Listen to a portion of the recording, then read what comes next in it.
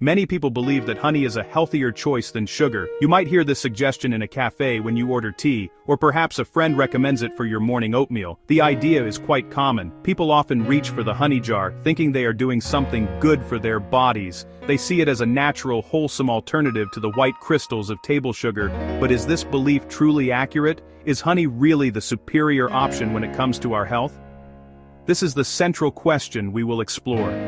The truth is, many people are unsure about the real differences. The world of nutrition can be complex, and the messages we receive are often mixed. We will calmly and simply explain the facts. The goal is not to be dramatic. Instead, it is to provide a clear-eyed view of what these sweeteners are and how they affect our bodies. Right, let's begin.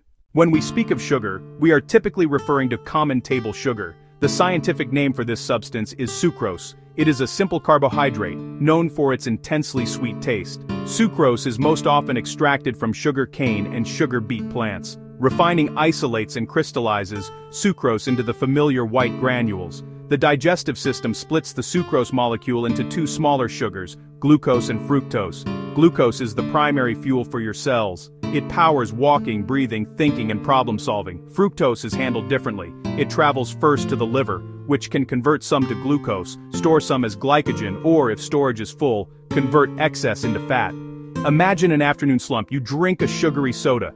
The sucrose is quickly digested. Within 10 to 15 minutes, glucose enters your blood and you feel an energy surge.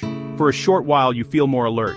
However, this burst is often temporary, followed by a drop, sometimes called a sugar crash. The important detail: high intakes of any type of sugar add up.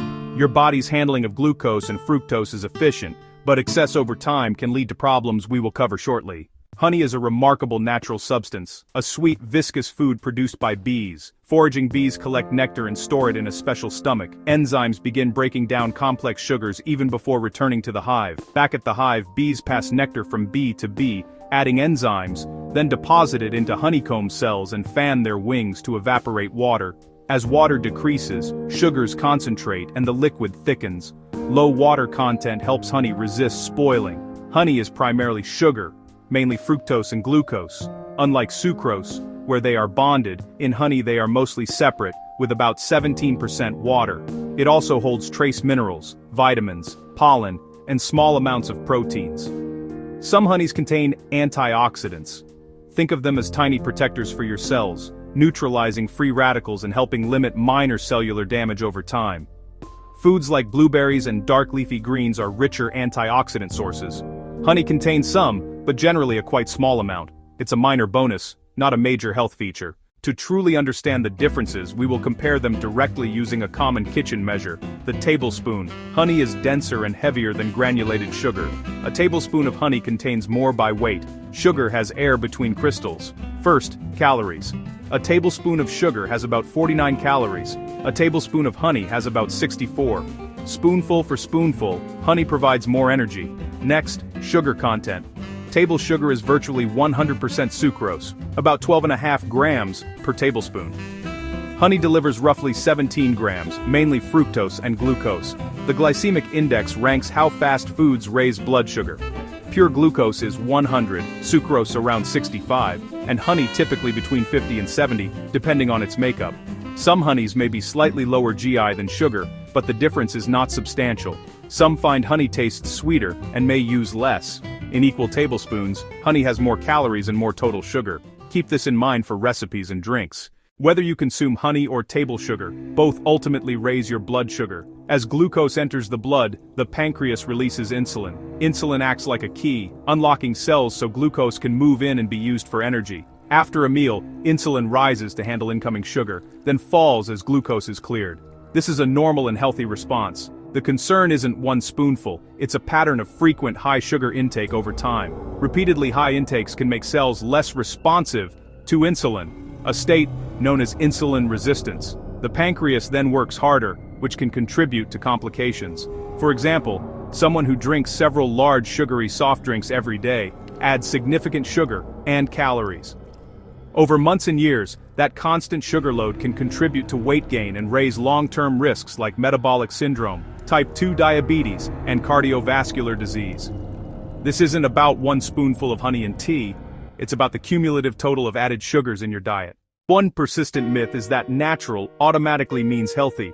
This is not true. While many natural unprocessed foods are great, natural alone is not a guarantee of health. Honey is natural, made by bees from nectar, but it is a highly concentrated source of sugar and calories. Another misconception: you can eat unlimited honey because it's better than sugar. That's dangerous. Spoon for spoon, honey contains more calories and more sugar than granulated sugar. Swapping without reducing quantity raises intake. Any added sugar, from cane or hive, should be used in moderation. Metabolically, a large quantity of sugar is a large quantity of sugar. One often mentioned benefit is antioxidant content, typically higher in darker honeys like buckwheat, yet still small in absolute terms. A serving of berries, greens, or nuts provides far more antioxidants than a reasonable serving of honey. Honey can soothe a sore throat and reduce nighttime coughing in children.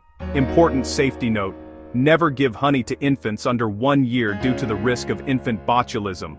Some people find honey tastes sweeter and more complex, so they use less. If that truly reduces total sweetener, that's a practical benefit. Still, honey is a high-calorie, high-sugar food. The small benefits do not cancel its impact on calories and blood sugar. The most important takeaway: focus less on the type of sweetener and more on your total added sugar. Your body does not make a huge distinction between sugar from a honey jar and sugar from a sugar bowl. Health organizations recommend limiting added sugars, regardless of source. Use less. If you take 2 teaspoons in coffee, try 1.5, then 1. If you drizzle a lot of honey on yogurt, try a smaller drizzle. Over weeks, your taste buds adapt to lower sweetness. Whole foods help. An apple has natural sugar, plus fiber and water, slowing absorption and promoting fullness, unlike a candy bar or sweet drink. Prioritize fruits, vegetables, and whole grains to reduce added sugar while boosting nutrients. Read labels. Added sugars hide in foods like bread, sauces, dressings, and crackers. A common guide for a 2,000-calorie diet: aim for less than 50 grams a day, about 12 teaspoons, with further benefits below 25 grams.